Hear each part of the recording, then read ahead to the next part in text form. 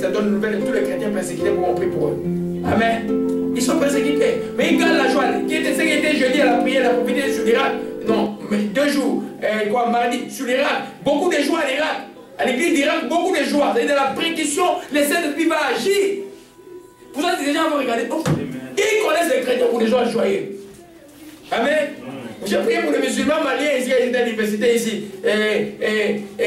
2 ou 3 comme ça, il dit. Nous, on connaît que les chrétiens, c'est des gens joyeux. Mais maintenant, toi, tu es chrétien, tu te vois là en train de bouder, ça ne va pas là. Amen. Quelle que soit la précarité, c'est là où la joie, le fruit de la joie va grandir, grandir, grandir, grandir. Toujours ayant en tête le psaume 34, verset 20, le malheur atteint souvent les justes, mais l'Éternel la délivrera toujours. Qui c'est qui va te délivrer? Amen. Amen. Dieu va te délivrer. La seule question que tu dois savoir, es-tu en lui? Es-tu obéissant, obéissant? C'est fini.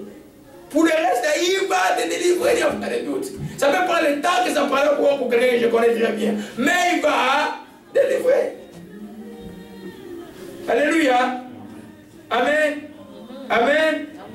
Amen. Donc, alors rapidement dans Jacques 1 chapitre 2, puis non. Jacques 1 verset 2 rapidement. Sœur Annie et puis frère Nari, tu vas prendre 2 Corinthiens 6 verset 10. Amen. Jacques 1, verset 2, j'ai dit dans le nom du Seigneur. Amen. Mes frères, considérez-vous très heureux quand vous avez à passer par toutes sortes d'épreuves. Car, vous le savez, si votre foi résiste à l'épreuve, celle-ci produit la persévérance. Amen. Amen. C'est pour nous agir la première phase. Regardez comme un sujet de complète joie. Hein? Un sujet de joie complète. C'est humainement, c'est insensé, non? Humainement, les épreuves causent quoi? La tristesse. Vous, comme j'ai dit, c'est pourquoi j'ai dit, dites que je suis stupide par rapport au monde. Mais la stupidité par rapport au monde, c'est l'intelligence selon Dieu.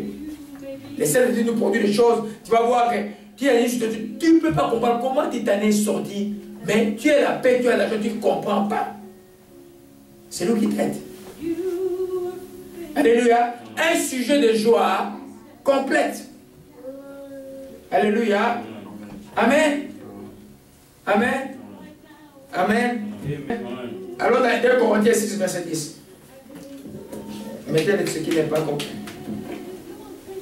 Amen. 2 Corinthiens 6, verset 10, rapidement. 2 Corinthiens 6, 10. Amen.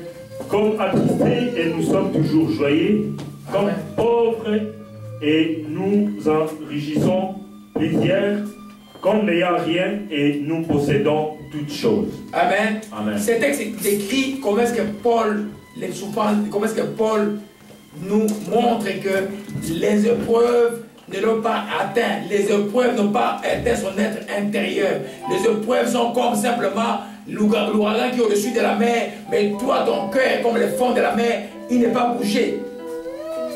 Alléluia. Vous voyez ici, au verset 10, comme attristés, mais nous sommes toujours joyeux.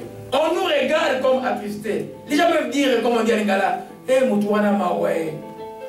Amen. Je pitié cette personne-là. Mais non, cette personne-là est dans la joie. Cette personne appartient à Jésus-Christ de Nazareth. Amen. Cette personne, même s'il marche avec un soulier troué là, il va à l'église, il va louer Dieu. Il est plus joyeux que toi. Les corps que soit ils ne sont pas malades, ces gens-là qui vous disent comme ça. Toi qui es avec ton gros ventre, là, ta grosse mercenaire, tu es tout le temps à l'hôpital pour le check-up. Lui, il n'est jamais parti dans le check-up. Il ne dort même pas sur un matelas, il dort sur une natte. Amen. Qui est heureux? Celui qui dort sur une natte qui n'est jamais malade? Ou celui qui dort sur un matelas gonflable, tu sais pas, amen, et qui est tout le temps malade? Comme on a appris, là. Amen. Amen. C'est pourquoi un vrai chrétien là, on peut te prendre aujourd'hui, on t'amène demain au Niger dans le désert, on te donne une table, tu dors. Amen. Rich. Si tu dors pas, oh, t'as un problème. Amen. Tout chrétien missionnaire, Dieu peut te prendre, t'envoyer n'importe où, dormir dans des situations incroyables. Tu peux dormir dans ton auto parce que tu vas sur un but important. Preach, Alléluia. Tu ne perds pas la joie. Ta joie, c'est les choses de Dieu. Amen. Ta joie, c'est les choses de Dieu. Si tu ne commences pas encore à réjouir les choses de Dieu, mon bien-aimé, il y a des problèmes. Alléluia. Amen. Amen. Donc, 2 Corinthiens 6 dit simplement, au verset 4 d'abord, nous nous rendons à tout égard recommandables comme serviteurs de Dieu par beaucoup de patience dans les tribulations, dans les calamités, dans la détresse, sous les coups, dans les prisons, dans les troubles, dans les travaux, dans les veilles, dans les jeûnes. Amen. Et puis il continue par la pureté, par la... ça on va pas, c'est une autre étude ça. Amen. Et puis il dit au verset 10, comme, au milieu de la gloire, au milieu de la gloire et de l'ignominie, au milieu de la mauvaise et la bonne réputation, étant regardé comme imposteur, mais véridique.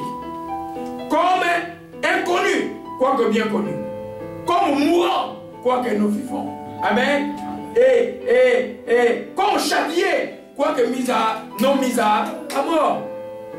Alléluia. Amen. Quand les gens se regardent sur les chars, ils disent, mais c'est quel serviteur de Dieu, Paul là?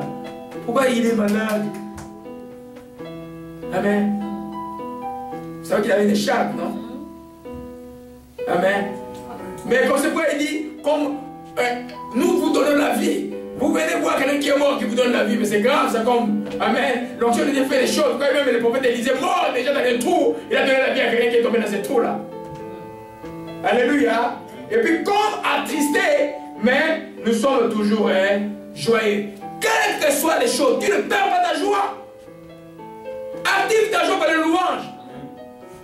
Amen. Joie toujours quand il est prêt arrive. Je veux que vous reteniez ça. Psaume 34, verset combien? 20. Il dit quoi? Le malheur atteint souvent les justes et l'Éternel les délivre. Toujours tu dis à Dieu, est-ce que Dieu, la première question que tu te poses, est-ce que Dieu est vrai ou faux? Si Dieu est vrai, je vais sortir de cette épreuve-là. Alors j'ai tout intérêt à être dans la joie maintenant. Parce qu'être dans la tristesse, dans la tristesse de Saint-Esprit, murmure, c'est prendre de Dieu pour. C'est se moquer de Dieu. Je ne peux pas m'en sortir avec les murmures. Alléluia. Vous savez, il y a des choses vraiment que Dieu nous demande de faire, mes bien-aimés. Parce que ces choses sont là en nous, mais nous les bloquons par nos attitudes. Le Saint-Esprit est à toi, oui ou non? Mais c'est lui qui donne les fruits de la joie. Je dis, je n'ai pas besoin de remplir le Saint-Esprit, il dit d'avoir le Saint-Esprit. Quand tu as donné ta vie à Jésus, le Saint-Esprit est à toi. Alléluia. Amen. Amen. Alléluia. Alors ça c'est avec, nous voyons qu'avec la joie, et maintenant pendant les épreuves, si tu ne connais pas les épreuves, tu ne connaîtras pas ce qu'on appelle la paix du Saint-Esprit. La paix de Dieu. La paix où tu es au milieu des calamités. Tu as des nouvelles d'histoires très compliquées à gauche et à droite, mais ton cœur est comme le fond de la mer, tranquille.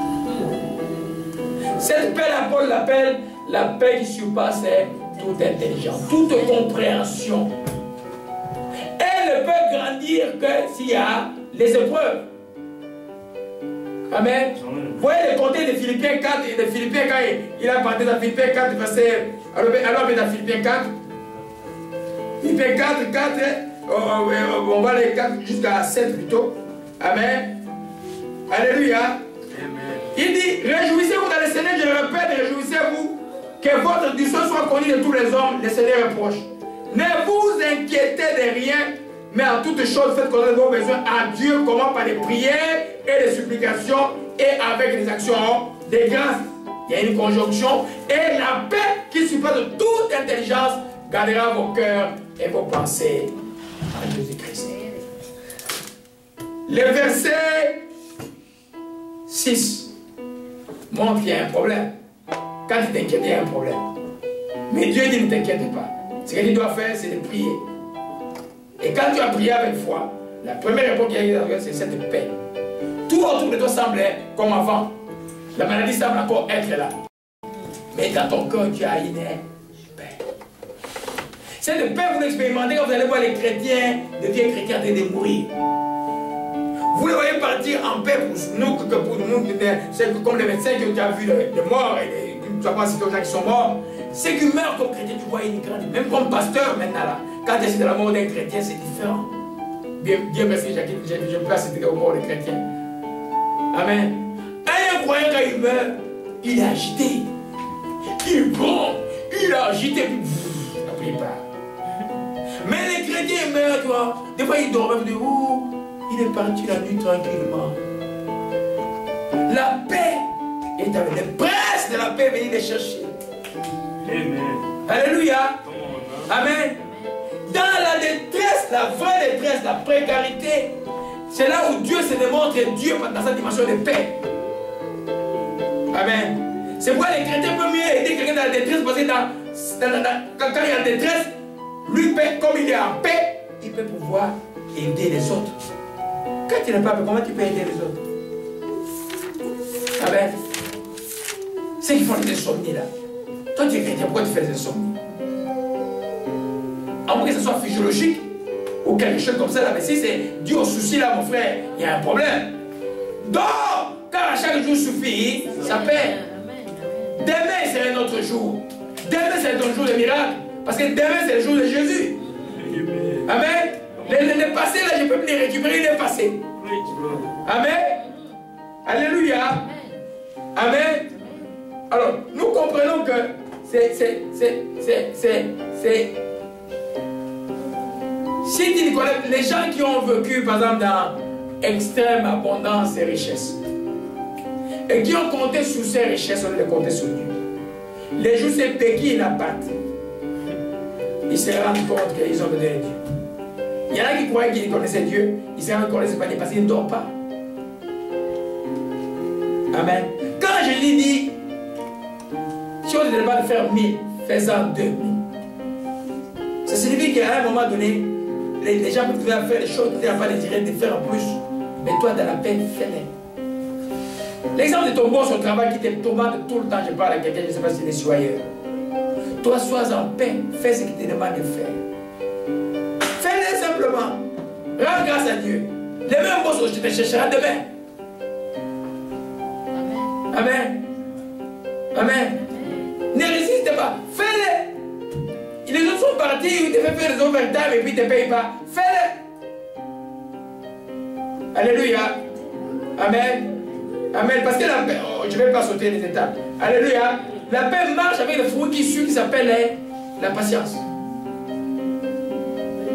Dans la patience, il y a une forme d'attente en paix de quelque chose qui n'est pas encore arrivé.